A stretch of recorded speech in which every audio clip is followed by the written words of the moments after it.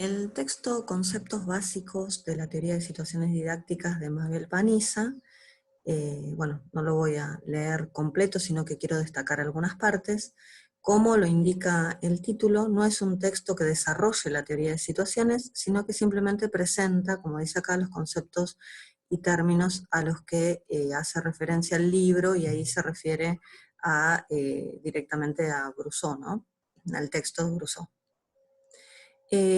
Bueno, primero en la introducción, cuando menciona la escuela francesa, la didáctica de la matemática en la escuela francesa, bueno, cuenta que nació en los años 70, así que fíjense que es bastante, digamos, tiene bastantes años ya en Francia, obviamente, y nació a partir del interés de distintos maestros y profesores por descubrir o interpretar fenómenos y procesos ligados a la adquisición y a la transmisión del conocimiento matemático. O sea, querían estudiar de manera científica la enseñanza y el aprendizaje de la matemática. Bueno, los conceptos de la teoría de situaciones, los principales, se desarrollan acá a partir del punto 3. Primero cuenta que es una teoría que busca, ¿ven?, las condiciones para una génesis artificial de los conocimientos matemáticos, ¿sí? O sea, esto es, en esta teoría se genera una condición, es decir, cuando uno piensa una clase en el marco de la teoría de situaciones, tiene que pensar qué situaciones didácticas, qué situaciones problemáticas le presenta a los alumnos para generar esto, una génesis artificial, es decir, una construcción del conocimiento como si los alumnos fuesen los científicos que lo construyeron en primera instancia, ¿no? Por eso habla de génesis artificial, es decir, se da una situación artificial, una situación que uno genera a propósito para que los alumnos construyan. ¿Por qué? Porque tenés la hipótesis esta, de que los conocimientos no se construyen, los conocimientos matemáticos no se construyen de manera espontánea, sino que hay que generar esa construcción, ¿no? Bien.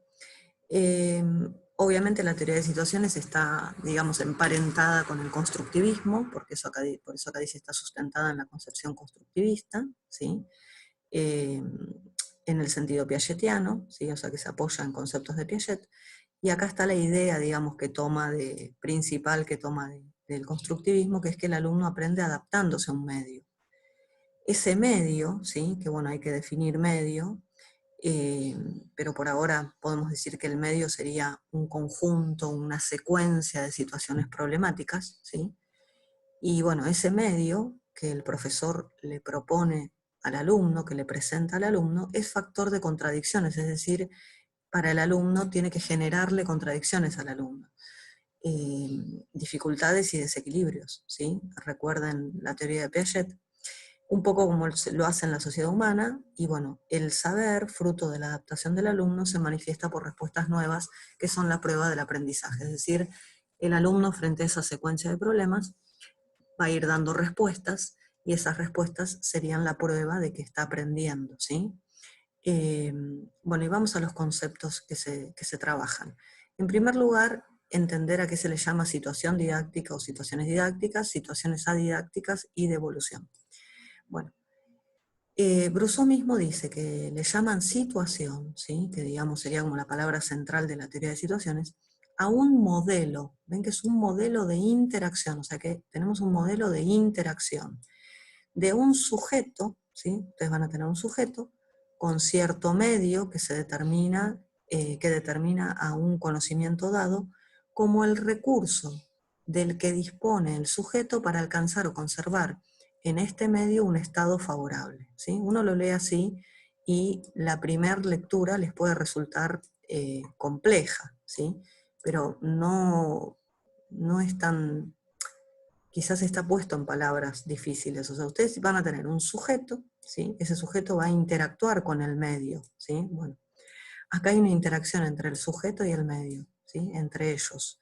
El medio lo crea el profesor, lo construye el profesor previamente, y ese medio tiene una característica, está formado obviamente por situaciones problemáticas, ¿no? Bueno, vamos a mejorar un poco la letra, a ver si me sale la M.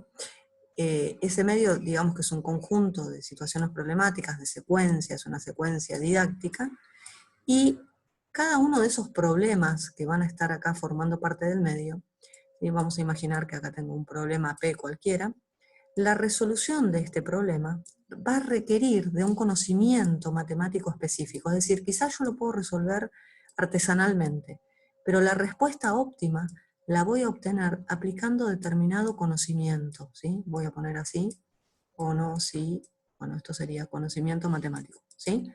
Este conocimiento matemático es el que me permitiría resolver determinada situación problemática, pero ojo que dentro del medio no es que hay una sola situación problemática, estoy pensando en una de ellas, ¿sí? El medio puede ser un juego, una secuencia de problemas, es decir, después hay que pensar bien qué es el medio.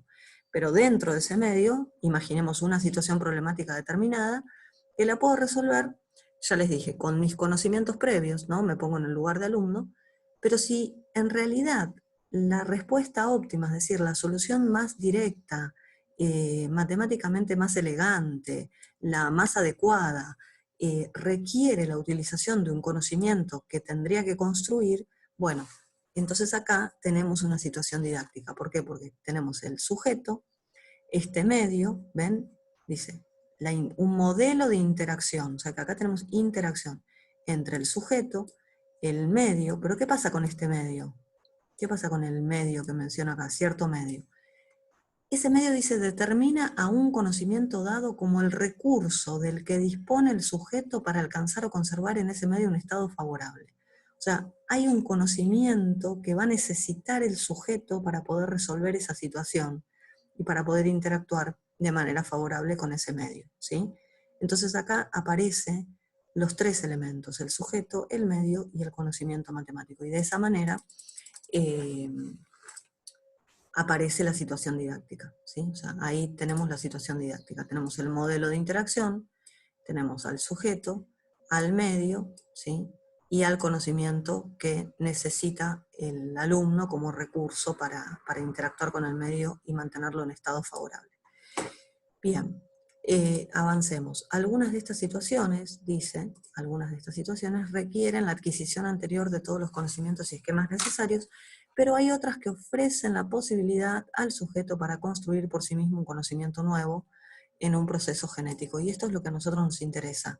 Esas situaciones que permiten, ¿ven? Que le ofrecen la posibilidad al sujeto de construir el conocimiento.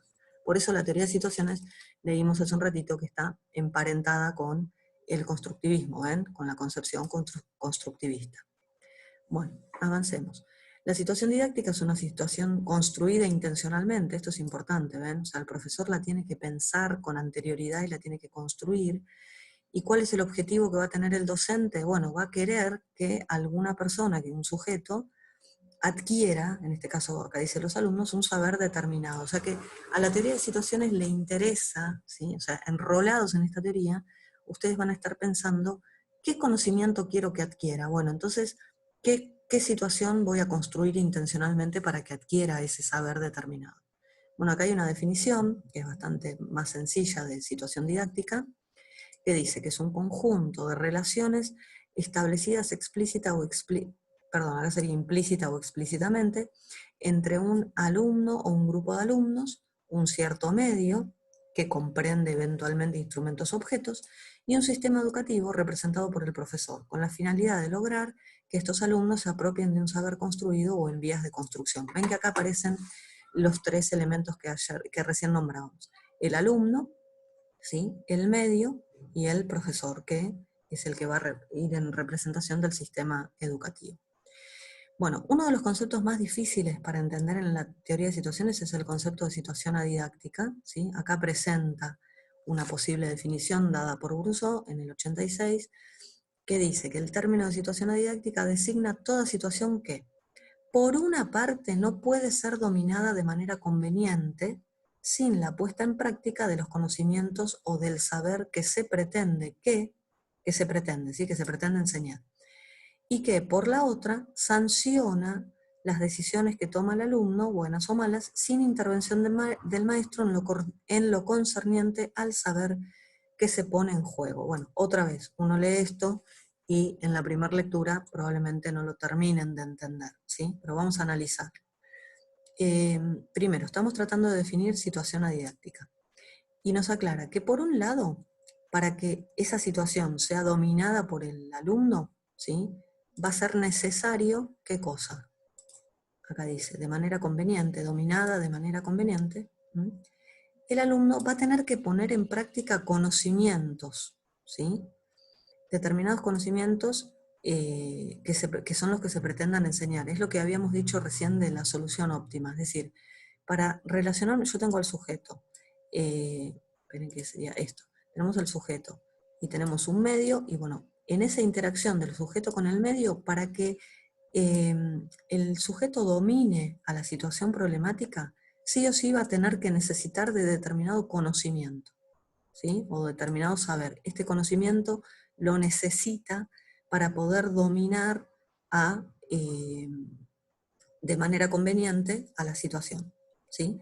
Bueno, y por otro lado,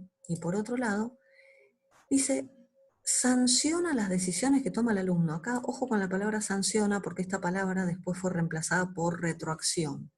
¿Qué quiere decir esto? Quiere decir que el medio va a interactuar con el sujeto, es decir, el medio le va a dar información al sujeto, ¿sí?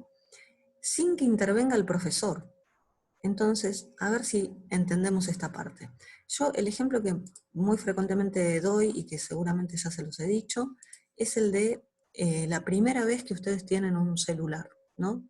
Quizás ahora ya no, porque los celulares van siendo parecido el sistema operativo, pero la primera vez que tuvieron un celular, es muy probable que nadie les haya enseñado a usarlo. Quizás en algunos casos sí, pero la mayoría de las personas aprende solo, ¿sí? Aprenden solas a usar el celular. Entonces uno se da cuenta que, bueno, tocando determinado botoncito, o bueno, si es táctil en la pantalla, ¿no? Sucede determinada cosa. Entonces ahí es cuando el celular, que vendría a ser el medio con el cual estoy interactuando, sanciona mis decisiones.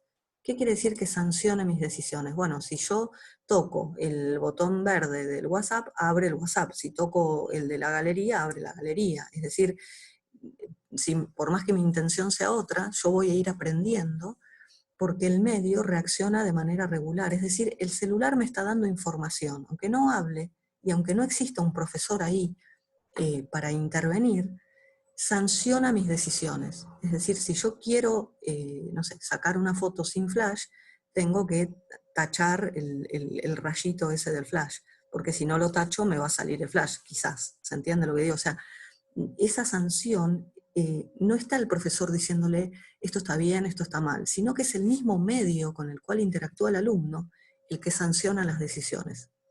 Ahora, yo estoy dando el ejemplo del celular, pero en el caso de las situaciones problemáticas, ¿qué es lo que ocurre? El profesor busca un problema, ¿sí? Un juego, lo que fuera, que esto va a constituir parte del medio, ¿sí? Bueno, el alumno, el sujeto, vamos a poner acá, interactúa con ese problema y el problema reacciona de manera regular, ¿sí? Si es un juego, por ejemplo, el alumno va a perder cada vez que tome determinada decisión y va a ganar si toma la decisión adecuada. Y ahí el alumno va a aprender solo qué decisiones le conviene tomar, ¿sí? Entonces, ¿por qué acá dice sin intervención del maestro? No es que el maestro no interviene, no interviene en lo concerniente al saber que se pone en juego, es decir, no le dice, mira, toca ese botón o hace esa jugada o hace determinado cálculo.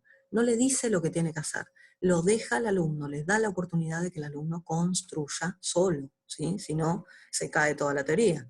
¿Sí? La idea era que el alumno construya el conocimiento, ¿sí? Bueno, más adelante, y tratando de establecer una diferencia entre situación didáctica y adidáctica, dice, la situación didáctica es una situación que contiene intrínsecamente la intención de que alguien aprenda algo, ¿sí? O sea que acá no hay que olvidarse de que el profesor siempre está, su objetivo es que el alumno aprenda, pero no que aprenda de cualquier manera. ¿Ven? Acá cuando dice de que aprenda, habría que definir qué queremos decir con ese verbo, ¿no? Aprender. Porque no nos olvidemos que estamos en una teoría que en realidad pretende que el alumno construya. Entonces ese aprendizaje no es un aprendizaje por imitación, ¿sí? O por repetición. No es que el profesor le va a mostrar la fórmula y el alumno la tiene que aplicar. En todo lo contrario, el alumno tiene que construir, quizás tenga que deducir una fórmula para después aplicarla, ¿sí? Bueno, y después, esta intención, dice, no desaparece en la situación o fase didáctica, es decir, que el profesor sigue teniendo, porque acá está hablando de la situación didáctica, ¿no? Dice, es una situación que contiene intrínsecamente la intención de que alguien aprenda algo. Esa intención no desaparece en la situación didáctica, o sea, no es que el profesor deja de tener esa intención, sino que la no intencionalidad contenida en este concepto se refiere a que el alumno debe relacionarse con el problema respondiendo al mismo en base a sus conocimientos. O sea, el alumno tiene que responder en base a sus conocimientos, motivado por el problema y no por satisfacer el deseo del docente, ¿sí? Y sin que el docente intervenga directamente ayudándolo a encontrar una solución. O sea, el docente no le dice cuál es el camino, cuál es el procedimiento a seguir. Lo deja que el alumno actúe en base a sus conocimientos, motivado por el problema, y la intención no es que satisfaga el deseo del docente. Es decir, como hablábamos alguna vez, si nosotros damos un problema donde se relacionan variables y nuestra intención es que ellos lleguen a deducir la fórmula de una función, no le vamos a decir en ningún momento construir una tabla de valores, ¿sí? Sino que le vamos a decir, por ejemplo, que busque la imagen sin usar esos términos, ¿no?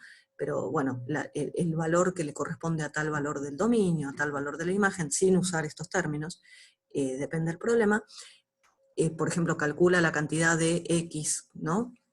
En función de la otra variable, y al darle quizás una cantidad excesiva de parejas de valores, el alumno necesite organizar, y entonces el alumno necesite hacer una tabla de valores, pero nosotros no le vamos a decir que la haga para que satisfaga nuestro deseo, sino que lo vamos a dejar que él sienta la necesidad de organizar la información, ¿sí? Y ahí el alumno construye el conocimiento de una manera significativa y no por obedecer al profesor. Bueno, acá hay una parte muy importante porque dentro del concepto de situación didáctica eh, hay aspectos que conviene analizar, dice Mabel Paniza, que es cierto. Uno de los aspectos es el carácter de necesidad de los conocimientos. Esto es muy importante.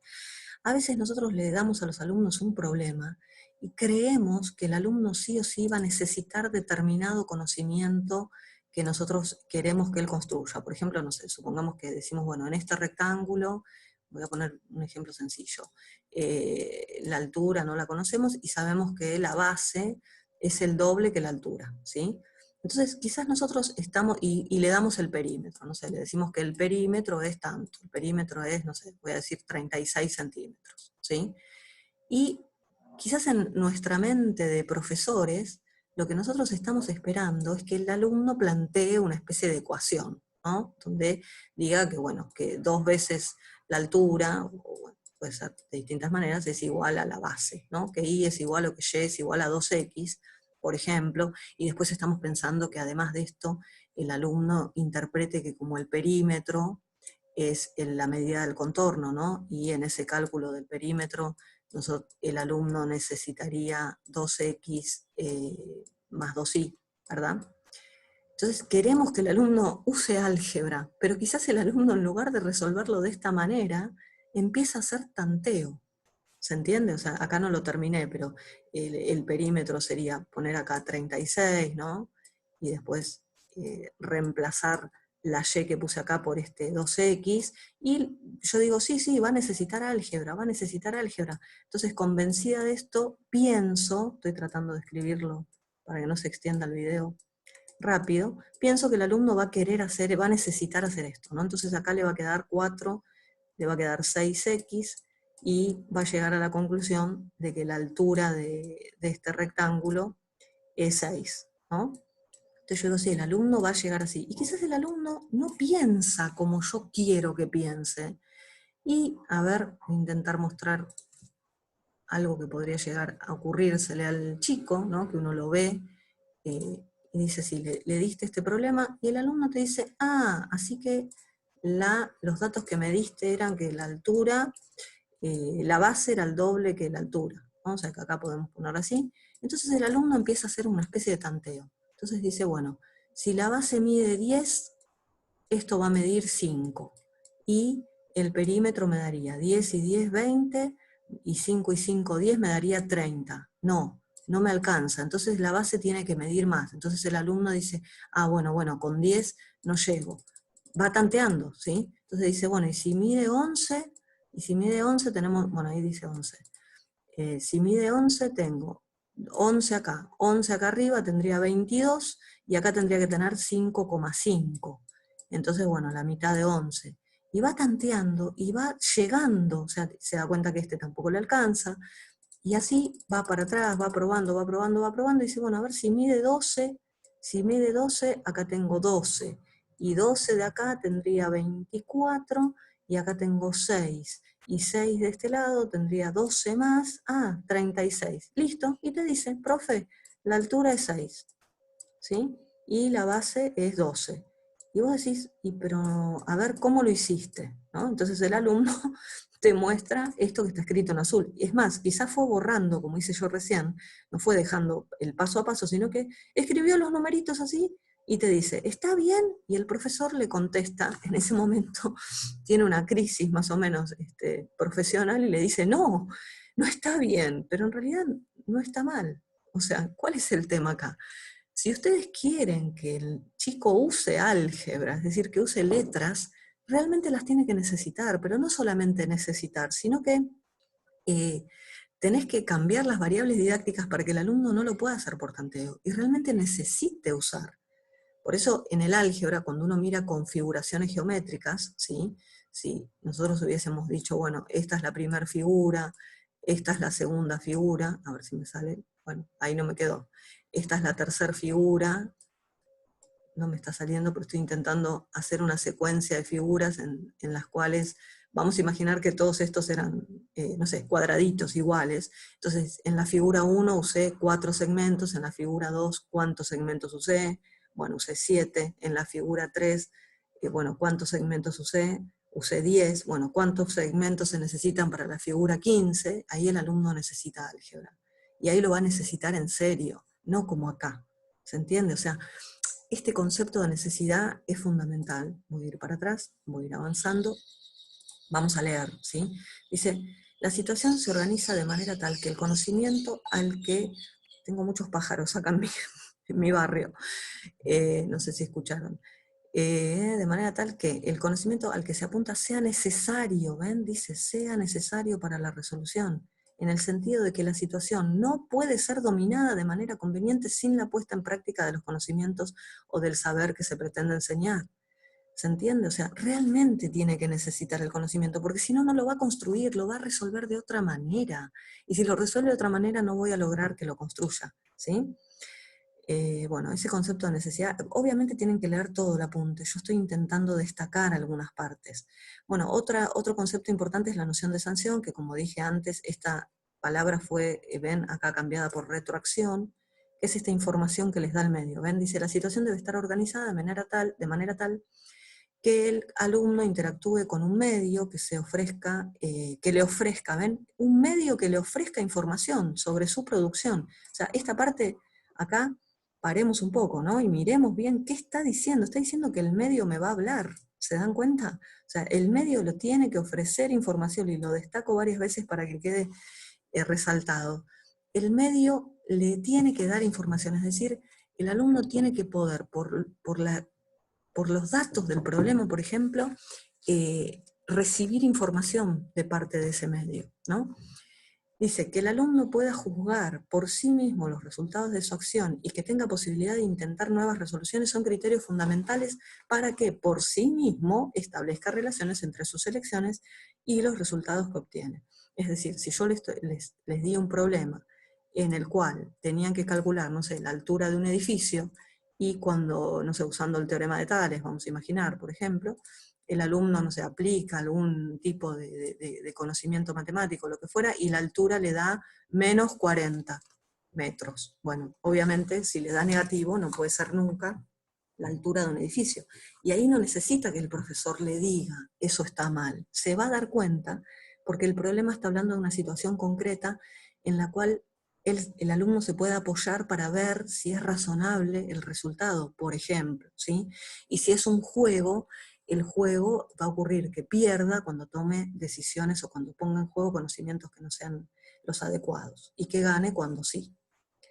Bueno, ven, acá vuelve con el principio de no intervención del profesor, esto es fundamental, el principio de no intervención del docente. Dice, la situación didáctica es concebida como un momento de aprendizaje y no de enseñanza. Los alumnos deben encontrar por sí mismos relaciones entre sus elecciones y los resultados. O sea, no es que el profesor no está en el aula, todo lo contrario. Es más, el profesor tiene que ver cómo interviene, que es lo que vamos a leer acá en el punto 3. Tiene que intervenir, pero no le tiene que ofrecer el conocimiento que desea ver aparecer. Bueno, la no intervención del maestro en relación al saber, dice, el profesor, además de que la situación que genera tiene que ser una situación que permita que el alumno construya un conocimiento, el profesor tiene que ayudar a entrar en la fase adidáctica. Es decir, es algo que debe gestionar el maestro, ¿sí? Y a esto se le llama devolución, o sea, tiene que ayudar a que el alumno quiera resolver el problema, que desee, a que se comprometa. La devolución es el acto por el cual el enseñante hace aceptar al alumno la responsabilidad de una situación de aprendizaje o de un problema y acepta él mismo las consecuencias de esta transferencia. Es decir, esa devolución es un proceso que desarrolla el profesor para que el alumno quiera, para que el alumno acepte, ¿no?, y asuma la responsabilidad de resolver. Bueno, después acá vuelve a hablar de la devolución, dice, parece ser un proceso que se desarrolla durante toda la situación didáctica y no solamente en la fase de establecimiento. El maestro es entonces responsable no solamente de una simple disciplina aceptable en la clase, sino, menos superficialmente, del compromiso persistente del alumno en una relación didáctica con el problema. Es decir, fíjense que esta teoría, que justamente por este punto fue muy criticada, hace responsable, ven que dice que el maestro es responsable, del compromiso del alumno en una relación didáctica con el problema. O sea, el alumno tiene que estar comprometido con el problema y el profesor es responsable de eso. Lo que pasa es que lograr ese compromiso en el alumno no es tan sencillo, ¿no? Al comienzo de la formación en didáctica, al docente puede resultarle difícil encontrar intervenciones que permitan esta relación del alumno con el problema, sin hacer indicaciones sobre cómo resolverlo, ¿no? O sea, esto es fundamental. Cuando uno empieza a aplicar la teoría de situaciones, las intervenciones no son tan sencillas de hacer, ¿no?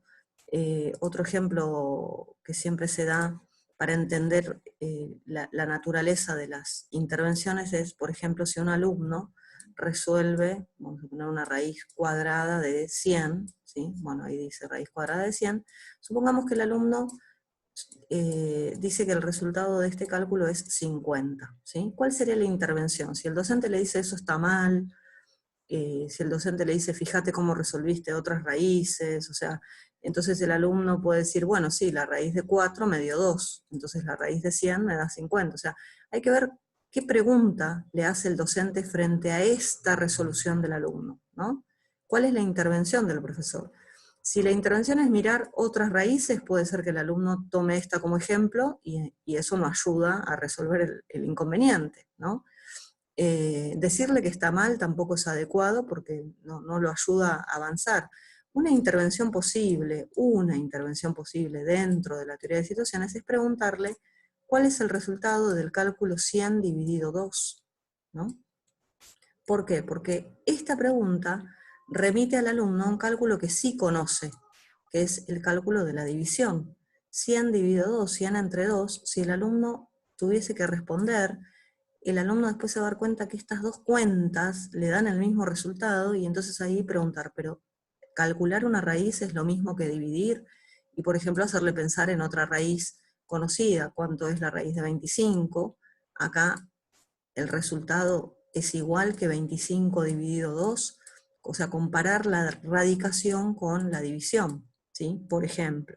Entonces, en este tipo de intervenciones, cuando uno le pregunta sobre un cálculo conocido, lo remite a conocimientos previos y posiblemente ayude a que el alumno se dé cuenta solo de que hay algo que está haciendo mal y vuelva a revisar lo que hizo y solito se dé cuenta que este no es el resultado correcto, ¿sí? Pero sin decirle que está mal.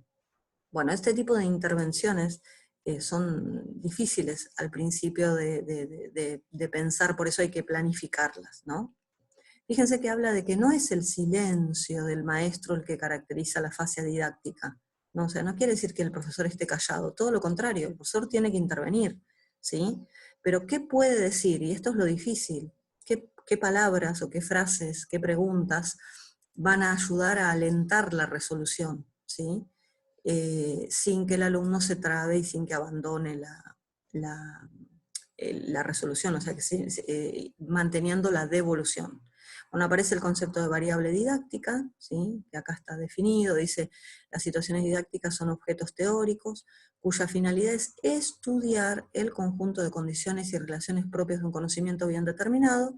Algunas de esas condiciones pueden variarse a voluntad del docente y constituyen una variable didáctica cuando, según los valores que toman, modifican las estrategias de resolución, en consecuencia, el conocimiento necesario para resolver la situación, ¿sí?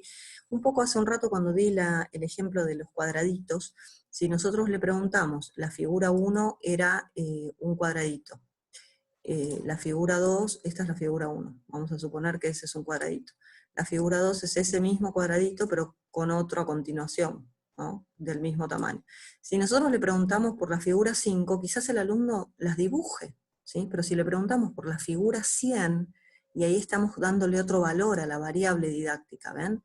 Si yo le pregunto, bueno, ¿cuántos segmentos se utilizan para la figura 138?